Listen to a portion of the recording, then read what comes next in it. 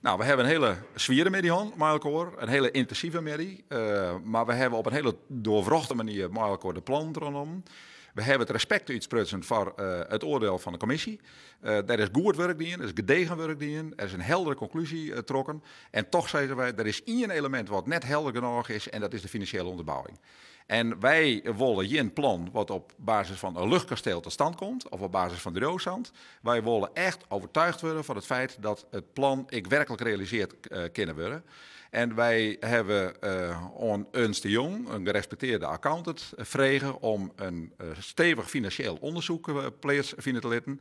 En om alle drie partijen u te nodigen om helderheid te gaan op de haalbaarheid, de financiële haalbaarheid en het echte perspectief op dat verhaal. En op basis van die twee plannen zullen wij dan op 15 augustus als bestuur van de KNSB, de jaren uit NOC en NSF, een finaal besluit nemen. En nu wordt dat er net jij naar die financiën schoon is? Ja, er is wel naar de financiën, dus in die zin heeft de commissie daar ik wel wat in.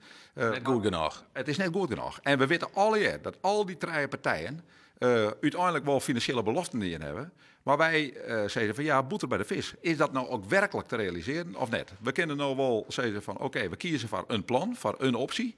Maar dat we Oriël hier met lege hand stenen, daar zit net hier in Nederland mee op. En wij vinden dat wij op een integere, zorgvuldige manier tot besluitvorming komen moeten. En dat betekent dat wij nou alle drie partijen uitnodigen om in finale zin te zeggen van wij gaan ik echt leveren in. We hebben net alleen geen plan. Het is net alleen nog een mooie stip aan de horizon, maar we gaan het ik realiseren. Is het nou zo dat het sporttechnisch dan wel al meer een om voor zit?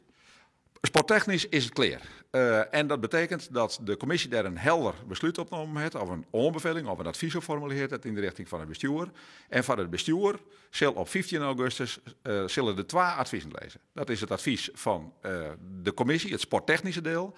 En wij hopen dan een advies van de Ernst de Jong te hebben. En die twee adviezen die binnen bepalend voor het definitieve besluit van het bestuur.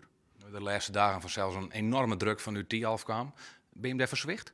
Nee, volstrekt net. Iedereen die het mij kent, ik ben Fries. En iedereen die het mij kent, die weet dat hoe groter de druk op me wordt, hoe ruchter ik mijn regen krijg.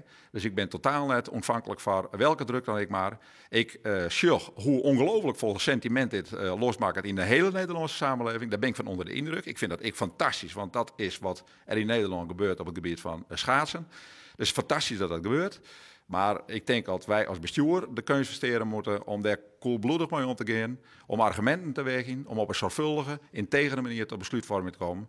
En druk helpt daarbij op een enkele manier.